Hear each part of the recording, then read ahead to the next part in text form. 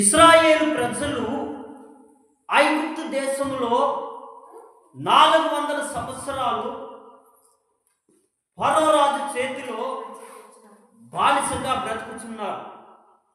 ఐగుప్తు దేశంలో వెట్టి చాకిరి చేస్తూ అనేకమైనటువంటి శ్రమను అనుభవిస్తున్నటువంటి సమయంలో ఇశ్రాయేలు ప్రజలు తమ శ్రమను, తమ బాధను, తమ కష్టమును ఓర్చుకొనలేక దేవుని ఎదుట వారు కన్నీరు కార్చారు. హల్లెలూయా.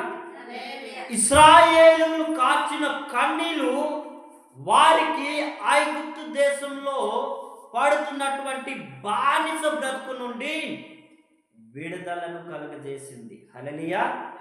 దేవుని సన్నిధిలో కార్చే కన్నీరు మనల్ని బానిస బ్రతుకు నుండి విడుదలను కలుగజేస్తుంది. హల్లెలూయా. దేవుని సన్నిధిలో కార్చే కన్నీరు మనల్ని ఏం చేస్తాయి? బానిస బ్రతుకు నుండి విడుదల కలుగజేస్తుంది. వెట్టి చాకిరి నుండి విడుదల కలుగజేస్తుంది. కాబట్టి ఇశ్రాయేలును కార్చిన కన్నీరు విడుదలను కలుగజేసింది. నిర్గమకాండం 2వ అధ్యాయము 23 నుండి 25 వచనాల వరకు మనం చదువుకుందాం. నిర్గమకాండం 2వ అధ్యాయము 23 నుండి 25 వరకు. అలాగున అనేక దినములు జరిగిన మీదట ఐగుప్తు రాజు చనిపోయేది. ఇశ్రాయేలీయులు తాము చేయుచున్న వెట్టి పనులను బట్టి నిట్టూర్పులు విడుచుచు మొరపెట్టుచుండగా తమ వెట్టి పనులను బట్టి వారు పెట్టిన మొర దేవుని యొద్దకు చేరును.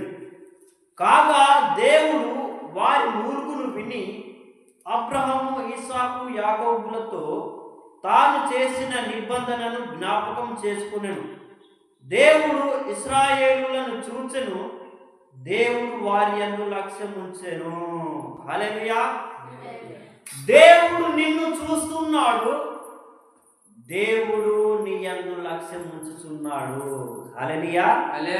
దేవుని సన్నిధిలో నీవు కార్చే ప్రతి కన్నీరు బొట్టు కూడా, కన్నీటి చుక్క కూడా వ్యర్థమవుదు కానీ అది దేవుని కను దృష్టిలోనికి వస్తున్నది. హల్లెలూయా. దేవుని కను దృష్టిలోనికి వస్తుంది.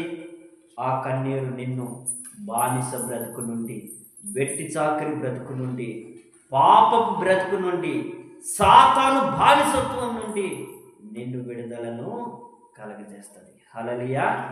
ఇశ్రాయేలు ప్రజలు ఐగుప్తు దేశంలో